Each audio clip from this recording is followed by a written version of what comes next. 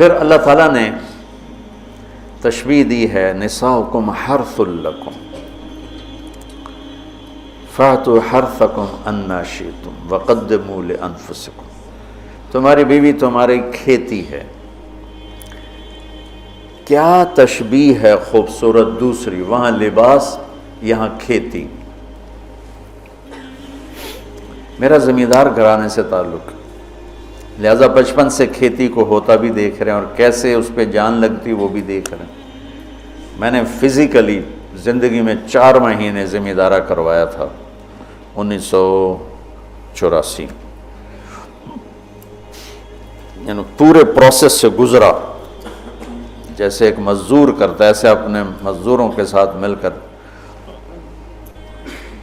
کتنی خوبصورت تشبیہ ہے۔ فصل کو ڈنڈے مارتے ہیں، کپاس کو دیکھا کوئی ذمہ دار ڈنڈوں سے کوٹ رہا ہو یا گالیاں دے رہا ہو، آم کے پودے کو لتر مارو تو پھل ہی نہیں دیتا، تیری بلانے دی۔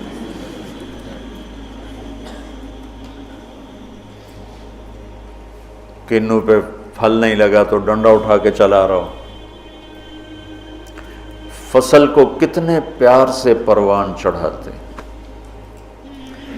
جس وقت میں فصل کی جو ضرورت ہوتی ہے کس طرح مہیا کرتے ہیں۔ میں نے وہ 4 مہینے زمیندارہ کیوں کیا؟ پچھلے 3 سال ہماری فصلیں سب فیل ہو گئی اور قرضے یہاں تک چڑھ گئے۔ ہمارے پاس کوئی جمع پونجی تاجروں کی طرح تو ہوتی نہیں، یہاں تک چڑھ گئے۔ تو میں نے چھٹی لی رائمنڈ سے 4 مہینے اور اپنا زمیندارہ خود سنبھالا، کہ مجھے ڈر لگا کہ اگر اس دفعہ بھی ہماری فصل نہ ہوئی تو پھر زمین بیچ کے قرضہ دینا پڑے گا۔ تو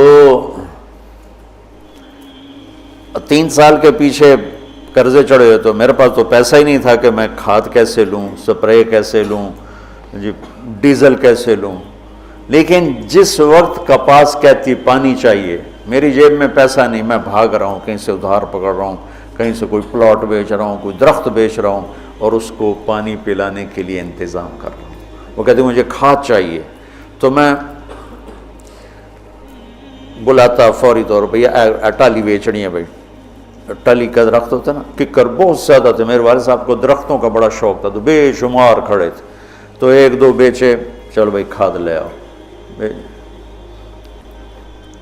وہ لے آؤ، سپرے لے آؤ۔ میں نے کسی جگہ یہ نہیں کہا کہ میرے پاس پیسے نہیں تو میں کھاد کیسے لوں، میں سپرے کیسے کروں، نہیں کرتا، نہیں۔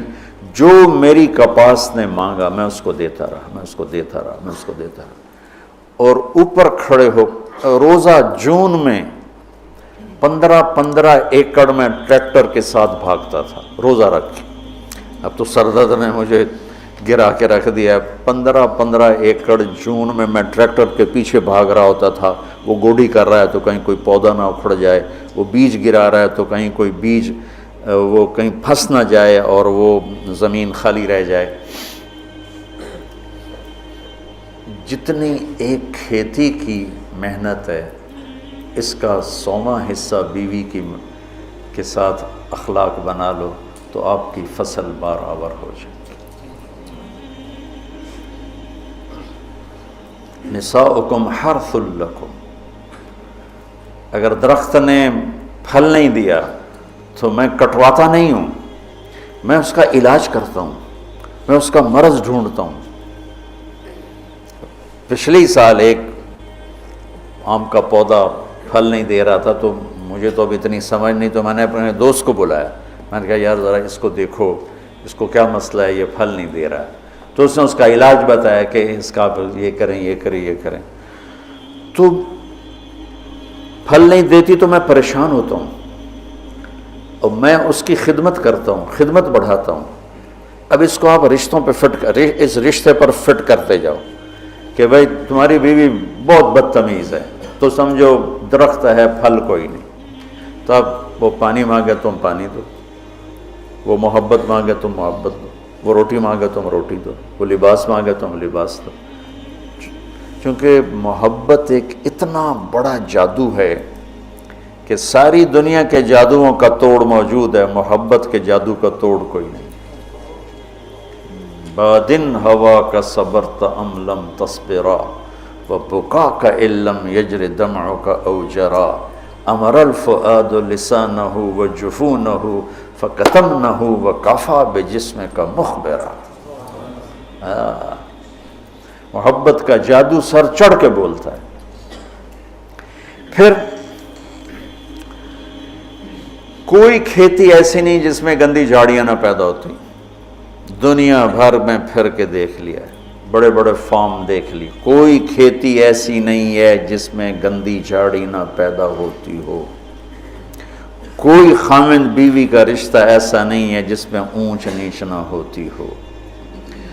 ہم فصل کو بچاتے ہیں اور گندی جھاڑیوں کو نکالتے ہیں، اور گندی جھاڑیاں خود پیدا ہوتی ہیں اور فصل کو پیدا کرنا پڑتا ہے۔ بد اخلاقی خود آئے گی، اخلاق کو بنانا پڑے گا، غصہ خود آئے گا، ضبط کو بنانا پڑے گا، زبان تیز خود ہوگی، اسے ٹھنڈا کرنا پڑے گا، طبیعت میں نفرت پیدا ہوگی، اسے محبت میں بدل۔ یہ سب گندی جھاڑیاں ہیں۔ خاوند اور بیوی کھیتی سے تشبیہ ہے تو زمین کیا ہے؟ دل ہے، اور گندی جھاڑیاں کیا ہیں؟ تانے، بولیاں، نفرت، غصے، مار پٹائی، کبھی خاوند کی طرف سے، کبھی لڑکی والوں کی طرف سے، کبھی لڑکے والوں کی طرف سے، کبھی سسرال کی طرف سے، کبھی ساس سسر کی طرف سے، کبھی بھائی بہنوں کی طرف سے۔ ایک بچہ بتا رہا تھا کہ میرا باپ میری ماں کو مارتا تو میرے چاچا بھی آ کے مارنا شروع کر دیتے، جن کنبختوں کا اس کے ساتھ کوئی رشتہ ہی کوئی نہیں، کہ وہ میری ماں کو مارتا میرا باپ تو میرے چاچا بھی آ کے ساتھ ہی اپنے بھائی کے میری ماں کو مارنا شروع کر دیتے تھے۔ یہیں کی کہانی سنا رہا۔ تو گندی جھاڑیوں سے پاک کوئی فصل نہیں ہو سکتی، انہیں مارنے کے لیے الگ دوائیں ہیں، الگ محنت ہے، الگ کوشش ہے، اور پھر آہستہ آہستہ فصل کی حفاظت ہے اور گندی جھاڑیوں کو نکالنا ہے، یہاں تک کہ فصل پروان چڑھ جاتی ہے۔ اسی طرح میرے بچوں، یہ غصہ، یہ نفرت، یہ بغض، یہ آپس کی عداوت، یہ وہ گندی جھاڑیاں ہیں، انہیں نکالنا پڑے گا۔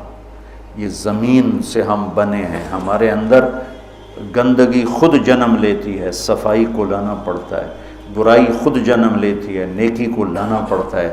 جیسے کپاس کو اگانا پڑتا ہے اور گندی جھاڑی کو مارنا پڑتا ہے، ہم مٹی سے بنے ہیں۔ مٹی کی خاصیت ہے کہ اس میں گندگی فَأَلْهَمَهَا فُجُورَهَا وَتَقْوَاهَا، فجور پہلے ذکر کیا، تقوی بعد میں ذکر کیا۔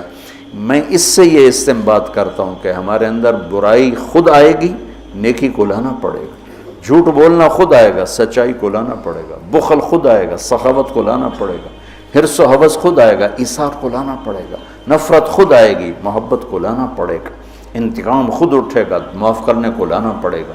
یہ زندگی بھر کی زراعت کی محنت ہے۔ جاؤ کھیتوں میں جا کے دیکھو کہ ذمہ دار کیسے مٹی میں مٹی ہو رہا ہے، اور کس طرح اپنی فصل کو اولاد کی طرح پروان چڑھا رہا ہے، اور کس طرح وہ اس میں سے گندی جھاڑیوں کو آرام سے نکال رہا ہے کہ پودا نہ ہل جائے۔ میں ہاتھوں سے 15 ایکڑ کے پلاٹ اپنے ہاتھوں سے جھاڑیاں کھینچتا تھا، وہ رمبے کھرپے سے نہیں کہ کہیں کپاس کا پودا متاثر نہ ہو جائے۔ میں اس تشبیہ کو جو سمجھا ہوں، اول تو تمہیں کسی تفسیر میں یہ نہیں ملے گا جو میں تمہیں بتا رہا ہوں، میں تو اس کو زراعت سے سمجھ کے تمہیں بتا رہا ہوں، ورنہ ہر ایک نے وہ ایک مخصوص معنی میں اس کو استعمال کیا۔ فاتو حرثکم انا شئتم، اس کے بارے میں اقبال و ادبار میں اس کو استعمال کیا ہے۔ میں تمہیں بتا رہا ہوں کہ اس میں اللہ تعالیٰ یہ بھی بتا رہا ہے کہ کھیتی کو کیسے پالنا ہے اور کیسے پروان چڑھتی۔ سب سے پہلے اسی کو جب وہ لگ رہی ہوتی ہے تو بھاگم بھاگ، جب تک اس کا پورا پھل گھر نہیں آتا زمیندار چین سے نہیں بیٹھتا ہے۔ تو جب تک ایمان پہ خاتمہ نہیں ہو جاتا، اس رشتے کی حفاظت، اس کو پانی دینا، اس کو کھاد دینا، اس میں سے گندی جھاڑیوں کو نکالنا، غصے کو، حسد کو، بغض کو، لڑائیوں کو۔ جب اللہ تمہارے گھر بنا دے تو کانوں میں ڈانٹ ڈال دینا، کسی کی برائی نہ سننا، خاص طور پہ اپنی بیوی کی برائی نہ سننا، کسی کی نہ سنو لیکن بیوی کی نہ سنو۔ اور بیویوں سے کہتا ہوں کہ اپنے خامند کی برائی نہ سنو۔ اب بیویوں پر شک مت کرو، شک نے کتنے گھر برباد کر دیے، بگاڑ کے رکھ دیے، تباہ کر کے رکھ دیے۔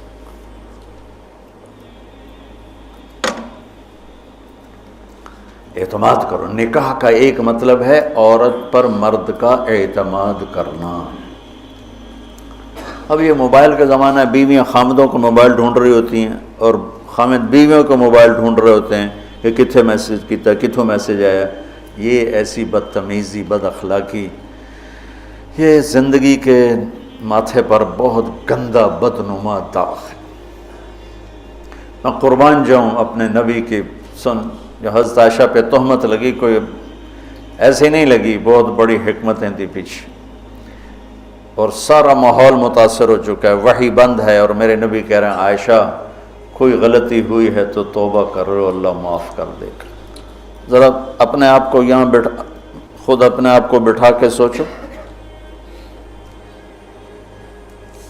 میں قربان جاؤں، کیا ظرف ہے میرے نبی کا، عائشہ کوئی غلطی ہوئی ہے تو توبہ کر، اللہ معاف کر دے گا۔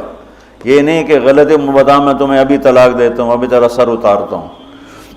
کتنی بچیاں شک کی بنیاد پہ ذبح کر دی، لڑکے شادیاں کر کے زنا کرتے ہیں، اور بچی سے پر شک پڑ جائے تو اسے جان سے مار دیتے۔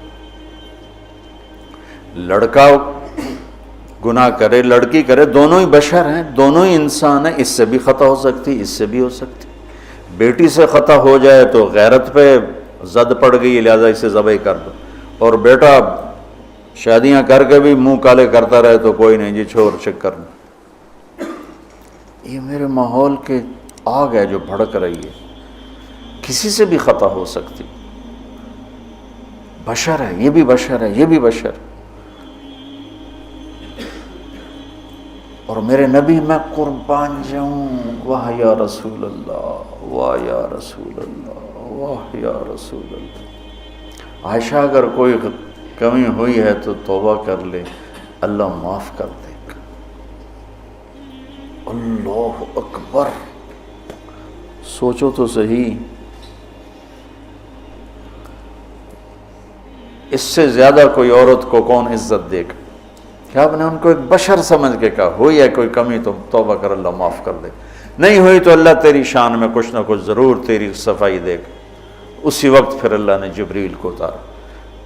کشاف والے کیا ہیں، جار اللہ، وہ کہتے ہیں کہ پورے قرآن میں اللہ اتنا غضبناک ہو کے نہیں بولا جتنا ان 11 آیات میں غضبناک ہو کے بولا ہے۔ اتنا کفر کے خلاف بھی اللہ غصے میں نہیں بولا جتنا ان میں بولا ہے۔ اب شیخ رمضی جیسے ڈھونڈیں کہ وہ غصے والا اظہار کیا ہے، میں نے تو خالی پڑھا ہے، تو میں نے اس کو ڈھونڈنے کی کوشش بھی کی کہ بھئی وہ کیا چیز ہے جو یہاں ہے اور کفار کے، فرعون کے لیے بھی نہیں، حامان شداد کے لیے بھی نہیں، جو تہمت لگانے والوں کے خلاف اللہ تعالیٰ نے غیظ و غضب کے ساتھ بات کی۔ تمہاری اس سے زیادہ میں گھر کی مثال اور تمہیں کیا پیش کروں؟ عائشہ اگر کوئی ہوا ہے تو توبہ کر لے، اللہ معاف کر دے۔ سبحان اللہ۔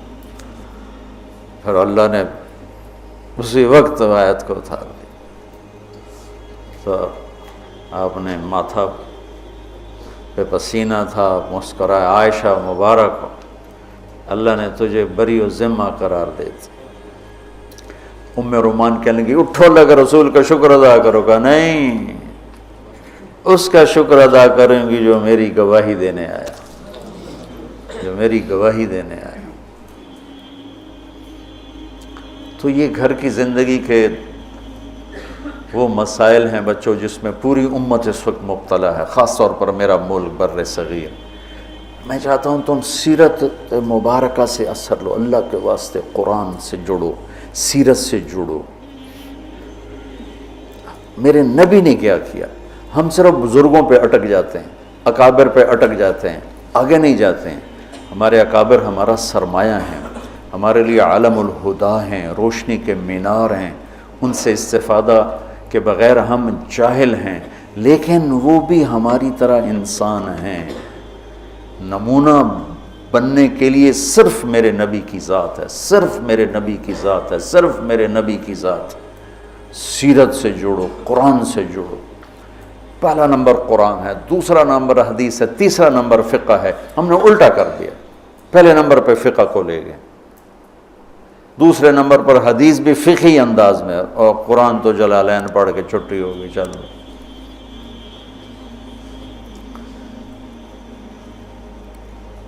تو میں چاہتا ہوں دنیا سے جانے سے پہلے اللہ میرے ذریعے سے ایک ایسا طبقہ تیار کر دے جو قرآن سے جڑا ہوا، جو حدیث سے سیرت سے جڑا ہوا۔ ایک ہے فقہ الحدیث، فقہ السنہ، ایک ہے فقہ السیرہ۔ میں یہ چاہتا ہوں، فقہ السیرہ چاہتا ہوں۔ فقہ السنہ پہ تو بہت کام ہو چکا ہے، بخاری، مسلم، نسائی، ابو داؤد، یہ سب فقہ السنہ ہے۔ فقہ السیرہ کہ میرے نبی کی زندگی سے مجھے کیا روشنی ملتی ہے، وہ چاہتا ہوں۔ اللہ تعالیٰ مجھے بھی دے دے، اللہ آپ کو بھی دے دے۔ اللہم لک الحمد کما انت اہلہ، وصلی علی محمد کما انت اہلہ، وافعل بنا ما انت اہلہ، انک اہل التقوی و اہل المغفرہ۔ یا اللہ ہمیں قرآن سے جوڑ دے، یا اللہ ہمیں اپنے حبیب سے جوڑ دے، یا اللہ ہمیں سیرت سے جوڑ دے، یا اللہ ہمارا آئیڈیل اپنے نبی کو بنا دے، یا اللہ ہماری ہر ادا سنت میں ڈھال دے، یا اللہ ان بچوں کو قبول فرما، یا اللہ انہیں ہر جگہ جہاں یہ جائیں ہدایت کا ذریعہ بنا، ہدایت کا ذریعہ بنا، ہدایت کا ذریعہ بنا۔ یہ ہمارے شاخیں اور یہ ہمارا مرکز، اس سب کو اپنے فضل و کرم سے قبولیت کا شرف نصیب فرما۔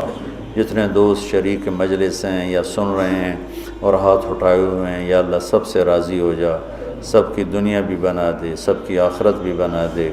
یا اللہ نہ ہم دنیا کے دکھ سہ سکتے ہیں نہ آخرت کے، ہمیں دنیا کے دکھوں سے بھی بچا، ہمیں آخرت کے دکھوں سے بھی بچا میرے مولا۔ نہ یہاں کا درد سہا جاتا ہے نہ وہاں کا، یہاں کے دردوں سے بچا، وہاں کے دردوں سے بچا میرے مولا۔